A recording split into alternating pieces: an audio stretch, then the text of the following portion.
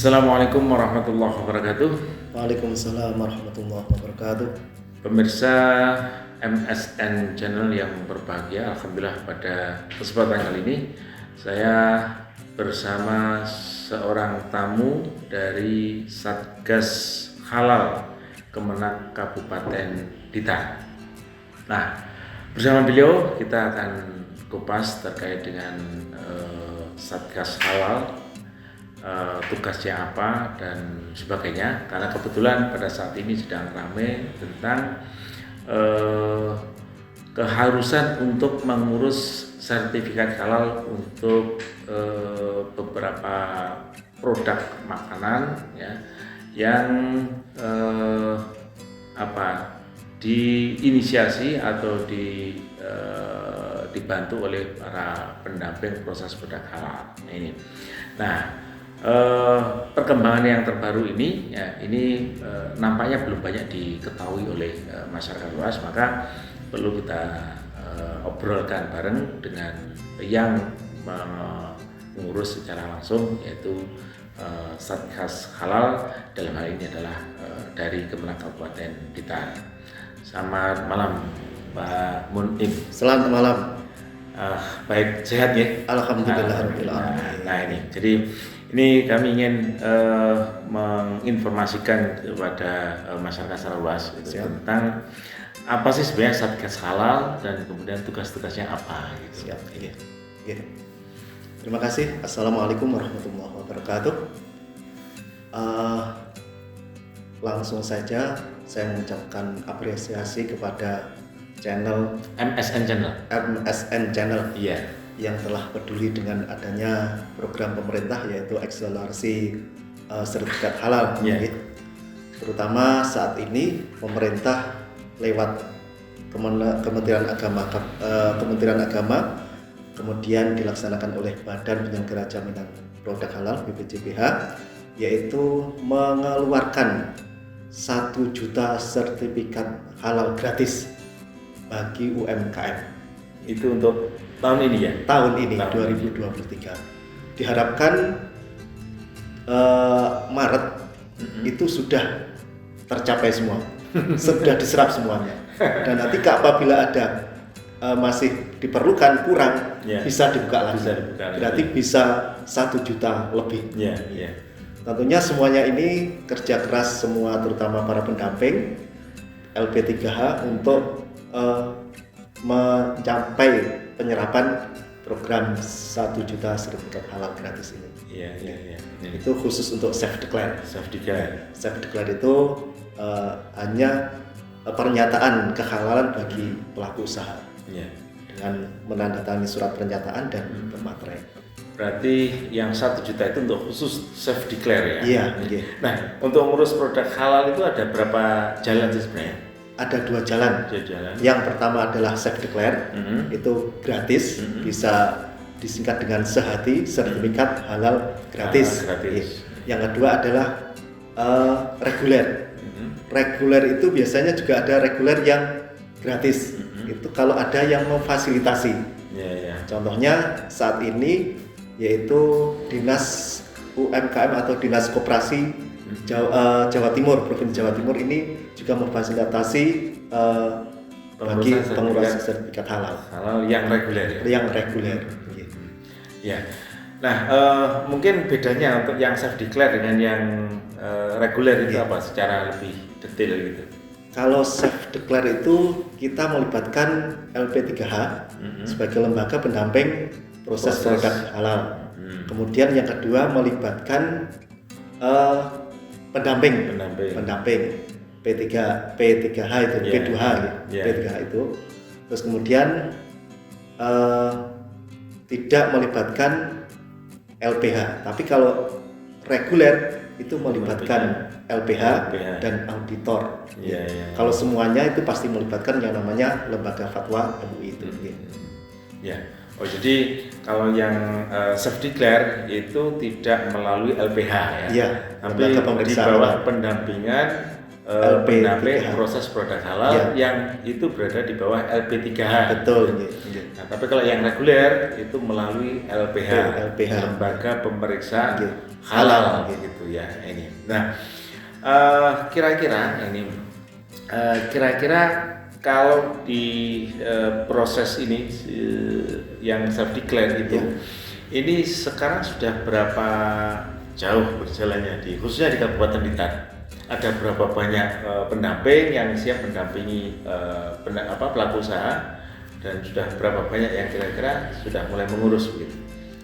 Yang bisa masuk ke data saya yaitu yang sering untuk koordinasi yaitu di LP3H Win Maulana Malik Ibrahim itu sekitar 51. Itu pendamping.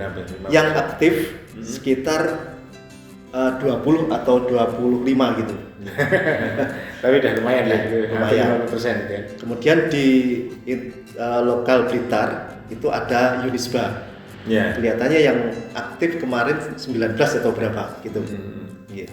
Unisba. Selain Unisba yang punya LPH ya, LP3H. Ya, itu Unisba. Selain Unisba ada yang punya LP3H. Kemarin saya koordinasi ke UNU. Kita dorong untuk segera mengadakan pelatihan P3 pendamping proses produk halal itu. Kelihatannya kemarin juga direspon. Diharapkan tahun 2023 ini dia akan melaksanakan pelatihan pendamping. Ya. Artinya sudah lumayan banyak lah pendamping yang siap mendampingi pelaku usaha yang ada di Blitar. Tapi kira-kira seberapa jauh pelaku usaha itu mengerti atau memahami atau mengerti informasi tentang keharusan mengurus sertifikat halal ini? Gini, kemarin saya selaku Satgas itu koordinasi ke Dinas Koperasi. Hasil koordinasi tersebut kita menempatkan pendamping-pendamping itu di masing-masing kecamatan melalui KUA. Terus kemudian Dinas Koperasi dengan jalur strukturalnya yaitu lewat kecamatan dan kelurahan desa untuk bersurat ke kecamatan dan desa-desa itu. Oh gitu. Jadi melalui kecamatan kemudian turun ke desa-desa itu.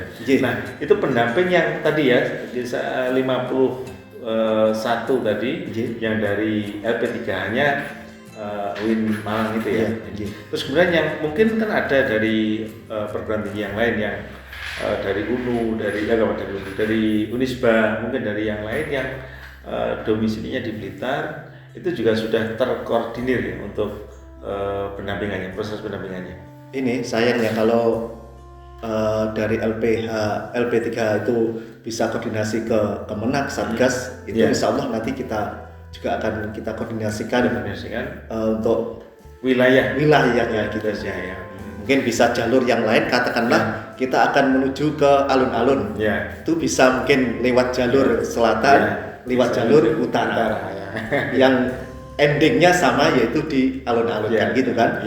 Contohnya kalau LP3H dari Win melewati KUA, mungkin yang dari Unisba bisa melewati di kecamatan juga bisa.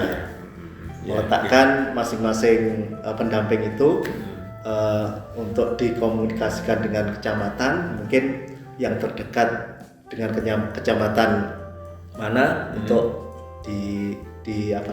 dipublikasikan ke kecamatan tersebut. Berarti untuk kira-kira sampai sejauh ini jumlah PO yang sudah dibantu sertifikasinya itu bisa diketahui ya di Satgas? Untuk tahun 2022 gitu. Itu kemarin sekitar 200 berapa gitu. 200-an pelaku usaha. Atau produk ya? Pelaku usaha ya. Kalau produk kita bisa masing-masing produk itu kemarin kalau nggak salah 5 masing-masing maksimal. Nah, jadi ada Satgas yang mengkoordinir pendamping kan? Dan kemudian berkoordinasi dengan dinas terkait gitu kan? Ini dinas yang terkait apa saja kira-kira itu? Kita yang komunikasinya koordinasi ke dinas Disperindak ya. Terus kemudian di dinas peternakan gitu. Nggih. Ya, oke. Nah, untuk yang menyampaikan kepada pelaku usaha itu kira-kira dari Satgas sendiri secara langsung atau tadi melalui kecamatan, melalui dinas-dinas tadi? Dengan dinas koperasi bersurat ke kecamatan, kecamatan mensosialisasikan ke desa-desa, desa mensosialisasikan ke warganya. Kan warga yang sebagai pelaku usaha datang ke KUA melihat siapa pendamping atau yang pendamping yang akan mendampingi pengurusan sertifikat itu ya, sertifikat halal itu. Ya. Terus kemudian ini apa kira-kira produk yang harus diurus sertifikatnya melalui self declare, dan kira-kira apa yang harus diurus melalui reguler tadi? Tentunya yang bisa diurus dengan self declare itu olahan yang bahan bakunya selain daging atau hewani. Iya. Bahan baku bahan bakunya. Tapi kalau bukan bahan baku, contohnya lemper. Lemper itu kan bahan bakunya ketan. Tetapi di dalamnya ada ayam, ada daging. Itu bisa. Tetapi dengan catatan harus bahan tambahnya itu harus sudah bersertifikasi halal. Harus bersertifikat halal. Iya. Ini. Nah, kemudian misalkan ya bahan tambahan tadi yang dari daging, katakanlah daging ayam gitu kan. Ini untuk mengetahui bahwa itu sudah bersertifikat halal atau belum, bagaimana ini? Dia harus melampirkan nota belanjanya di mana. Katakanlah jagal A atau jagal barokah. Jagal barokah ini RPH-nya di mana? RPH itu sudah bersertifikat halal atau belum? Nah itu. Itu berarti nanti yang penelusuran yang menelusuri pendamping. Pendamping itu juga sampai sana ya. Iya. Menelusuri bahan itu sudah bersertifikat halal atau belum gitu kan ini. Nah, kemudian misalkan kalau bahannya misalkan dari ikan air gitu kan. Bukan daging ayam, bukan daging ini, tapi mungkin di situ ada lemper, di dalamnya ada daging kutuk begitu. Itu juga harus bersertifikat halal gitu. Itu tidak bersertifikat halal nggak apa-apa itu. Nggak apa-apa. Karena kan bukan termasuk daging. Kutuk itu kan kalau disembelih apapun kan tetap halal itu. Iya, tidak termasuk hal yang harus dikatakanlah artinya sudah dijamin halal kan. Gitu ya. Nah, kemudian kalau yang tadi yang harus melalui jalur reguler, produk yang harus diurus sertifikatnya, tetapi proses pengurusannya tidak melalui self declare tapi melalui melalui reguler. Itu apa saja kira-kira? Syaratnya? Produk apa saja kira-kira? Semua produk ya. Itu bisa. Pokoknya yang tidak masuk kategori self declare itu yang kategori self declare diurus lewat reguler juga bisa. Oh gitu ya. Oh iya. Nah, tapi kira-kira syaratnya apa ini kalau yang reguler itu? Reguler harus yang pertama harus sudah ber-NIB. Itu NIB. Sudah syarat semuanya. Self declare pun harus punya NIB. Terus kemudian mengisi blanko permohonan.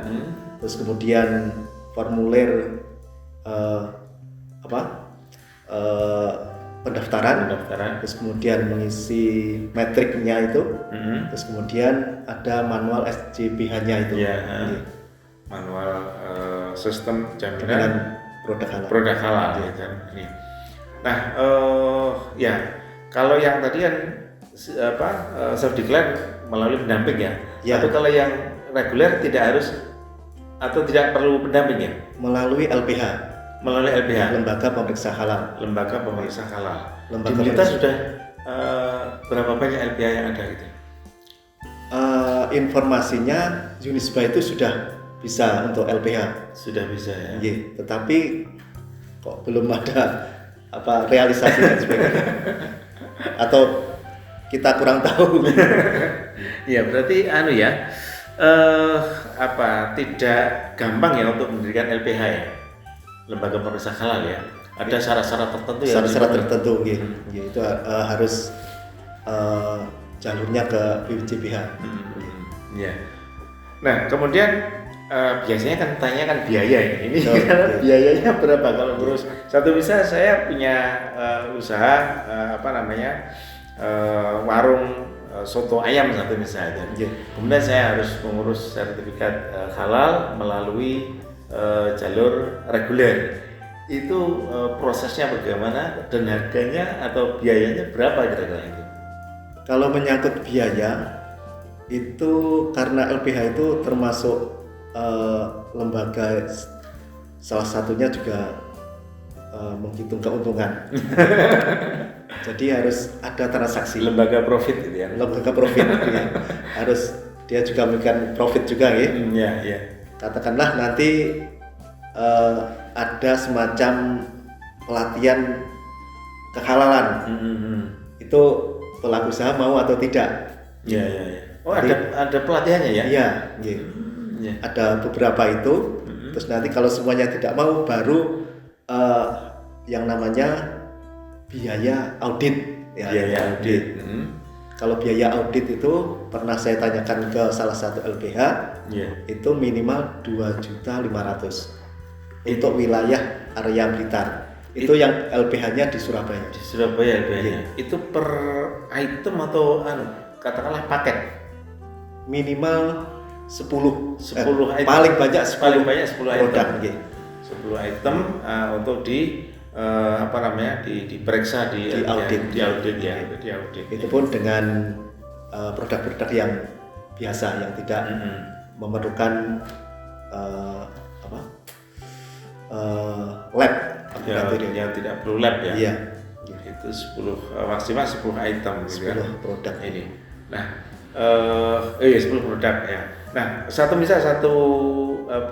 pelaku usaha. Iya. Itu punya beberapa jenis produk begitu kan? Iya. Ini kalau yang satu pengusaha itu punya produk keripik singkong mungkin ya. Kemudian punya keripik keripik pisang satu pisang. Iya. Nah, itu diurus per item itu, per produk itu sertifikatnya, atau udah pokoknya semuanya itu jadi satu sertifikat begitu? Semuanya jadi satu sertifikat. Semuanya jadi satu sertifikat ya. Ini. Kemarin itu ada pabrik yang mengajukan itu ada 32 varian produknya itu.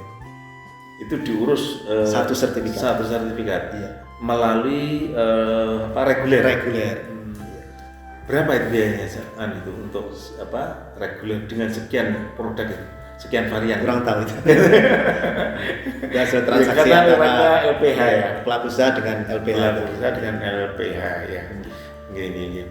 Ya, jadi tapi mungkin semacam bocoran ya. Dengan berapa untuk harga pengurusan sertifikat melalui reguler? Itu tadi. Jadi kalau audit hanya audit itu sekitar 2,5. Kalau untuk area zona Blitar 2,5 ya. Yang LPH-nya di Surabaya. Kalau LPH-nya di dekat-dekat sini mungkin akan berbeda ya. Akan berbeda, mengurangi biaya transport. Iya. Oke, terus kemudian gini, kira-kira siapa pihak yang harus terlibat? Jadi kalau self declare tadi kan ada pendamping, gitu ya. Nah kemudian kalau yang di reguler tadi tanpa pendamping langsung ke LPH begitu, atau memang ada orang yang memang ditugaskan untuk membantu pengurusan sertifikat tadi? Kalau yang di antaranya kalau membantu pengurusan sertifikat itu tugasnya Satgas Pelayanan Halal. Tugasnya Satgas Pelayanan Halal itu membantu tugas BPJPH dalam pengurusan sertifikat halal dan keperluan lain tugas BPJPH yang ada di daerah. Berarti semua yang berkaitan dengan pengurusan sertifikat halal itu menjadi tugas dari Satgas ya. Sebenarnya bukan tugas tapi membantu. Membantu ya. Artinya membantu katakanlah pengurusan itu. Pelaku usaha, Pak, gimana caranya untuk mengurus sertifikat halal? Kita jelaskan. Apabila dia tidak bisa masalah, kan ada yang tidak sama sekali tidak bisa ada teknologi kita bantu. Ya. Ini daftarnya membawa berkas atau tidak? Tidak. Enggak ya. Semuanya diupload. Semuanya lewat aplikasi ya. Aplikasi. Ya. Jadi tidak seperti dulu bawa berkas yang motong-motong gitu ya. Tidak perlu. Ya, terus kemudian kalau di Kemenak itu ada ada petugas khusus yang melayani setiap saat begitu ya? Insya Allah ada di penyelenggara syariah selaku anggota Satgas itu. Di penyelenggara syariah ya. Siap untuk menerima konsultasi 24 jam bahkan. 24 jam ya, berarti nanti masyarakat atau siapapun pelaku usaha yang ingin mengurus sertifikat halal itu bisa datang ke kantor Kemenak begitu ya. Nah, ini kita untuk membantu pelaku usaha semaksimal mungkin. Apabila ada kesulitan kita membantu untuk jalan keluarnya. Contohnya kemarin ada pelaku usaha yang ingin mengembangkan produknya. Ternyata ada hasil verifikasinya itu ada yang kurang jelas. Perlu kita konfirmasi ke BPJPH. Kita juga menelusuri siapa verifikatornya ini. Ya, kurang jelas kemarin juga karena produknya mungkin belum jelas kehalalannya atau bagaimana? Hanya prosesnya. Ya. Ya. Oke. Nah, ini kan sertifikat ini kan diperoleh melalui proses tertentu. Ya. Nah, biasanya kan ada masa berlaku sertifikat gitu ya. Betul. Berapa lama sertifikat halal ini berlaku? 4 tahun. 4 tahun ya. Berarti setelah 4 tahun harus ngurus lagi ya. Perpanjangan. Harus memperpanjang lagi. 3 bulan kurang 3 bulan masa sertifikat habis harus diurus. Kurang 3 bulan sertifikat harus diurus ya. Ini. Nah, kemudian misalkan ya PU itu tidak mengurus sertifikat halal ini, kira-kira konsekuensinya apa ini? Tentunya kalau perpanjangan atau baru? Yang baru, jadi bisa saya punya usaha tapi tidak ngurus sertifikat halal sama sekali gitu kan, nggak punya sertifikat halal gitu. Mungkin di hari-hari sekarang diperbolehkan. Kalau tahun 2024 semua produk yang masuk di Indonesia, semua barang yang masuk di Indonesia diperjualbelikan, diedarkan harus bersertifikat halal. Harus bersertifikat harus halal. Bersertifikat halal. Tahun 2024. Tahun 2024 ya. Ini berarti kurang 1 tahun. 2 ya? tahun. Ini berarti harus memerlukan persiapan untuk yang kedua 2024 itu. Iya. Padahal kayaknya masih banyak yang belum tahu gitu. Iya, masih banyak yang belum tahu. Kita berterima kasih kepada MSN Channel ini yang ikut peduli dengan sertifikat halal. Sertifikat halal ya. Baik, terima kasih kami sampaikan kepada Pak Mun'im Zulkifli yang sudah memberikan informasi terkait dengan pengurusan sertifikat produk halal ya. Dan tentu ini menjadi informasi yang sangat berharga bagi kita semuanya, terutama bagi para pelaku usaha, dan mudah-mudahan ini memberikan satu dorongan kepada para pelaku usaha untuk mengurus sertifikat halal untuk produk-produk yang diproduksinya. Baik, saya kira demikian dari saya. Terima kasih kami sampaikan. Assalamualaikum warahmatullahi wabarakatuh. Waalaikumsalam warahmatullahi wabarakatuh.